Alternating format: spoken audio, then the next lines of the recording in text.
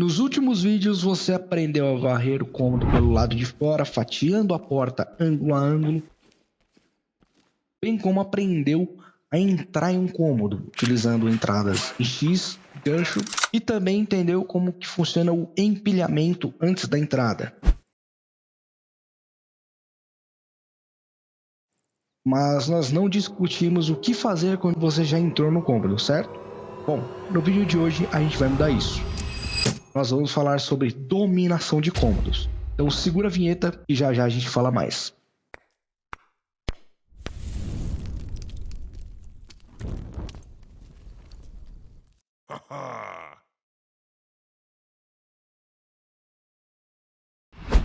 Hoje nós vamos desmistificar a dominação de cômodos. Com esse vídeo eu vou te ensinar os dois métodos principais utilizados por operadores reais e como aplicá-los nas suas partidas. A primeira técnica que nós vamos abordar hoje é chamada de Strong Wall. Strong Wall ele é uma parede sólida e segura, vai ser a ancoragem para sua equipe. O Strong Wall ele funciona da seguinte forma.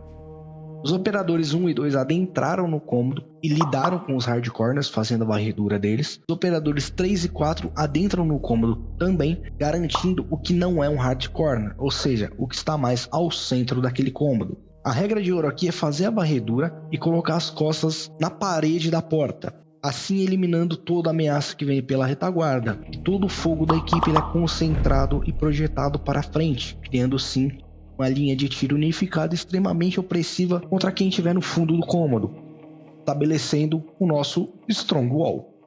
Essa técnica é extremamente recomendada para os operadores que estão iniciando e aprendendo o CQB ou até mesmo aplicando ele em equipe pela primeira vez. Isso porque você evita o fogo cruzado dentro do cômodo. Já a segunda técnica ela exige um pouco mais de agressividade e fluidez da equipe, bem como uma melhor comunicação e entrosamento quem faz parte dela. Diferente de ficar na parede de entrada, aqui a equipe ela abraça o cômodo inteiro. O perímetro inicial ele é estabelecido de uma forma muito parecida com o Strong Wall, lidando de fato com os cantos difíceis até que eles estejam limpos. Após lidar com esses cantos difíceis, os operadores 1 e 2 eles não param na parede de entrada, eles avançam pelas paredes laterais em direção ao fundo do cômodo. Aqui é interessante que você mantenha as suas costas na parede, apontando o seu armamento para o centro ou para onde tem uma ameaça. Note que isso cria um fogo cruzado brutal. Qualquer inimigo, qualquer ameaça que esteja no centro será engajado por múltiplos ângulos simultaneamente. É excelente para cômodos um pouco maiores, onde apenas ficar na parede de entrada deixa sempre o canto cego desprotegido. E agora você deve estar se perguntando, eu preciso utilizar sempre o Strong Wall ou eu preciso utilizar sempre os pontos de dominação? O CQB ele é fluido e dinâmico. Utilize aquilo que você acha que precisa, mas uma nota mental rápida para você ter sempre em acesso: cômodos pequenos, rasos ou com pouca obstrução de objetos, mobílias e coisas do tipo, você consegue utilizar o Strong Wall e definir ele de forma simples e rápida. Cômodos um pouco maiores, galpões ou locais com muita obstrução no meio, você vai precisar dos pontos de dominação.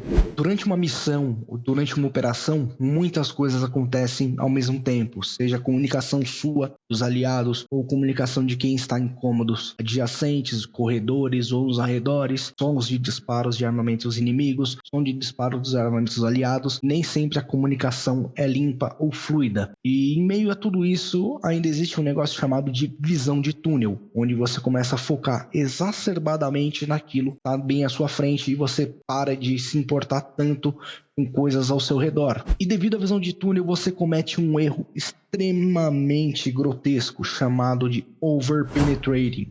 O overpenetrating é quando você se aprofunda no cômodo, aplicando os pontos de dominação, mas sem a ciência ou a certeza de que você está sendo coberto por algum aliado. Você acaba buscando o confronto sozinho e pode ser até mesmo emboscado, como nessa famosa cena do Tropa de Elite. Capitão!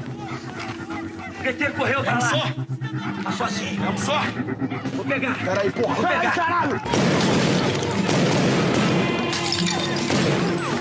Tá na loja! Tá na loja!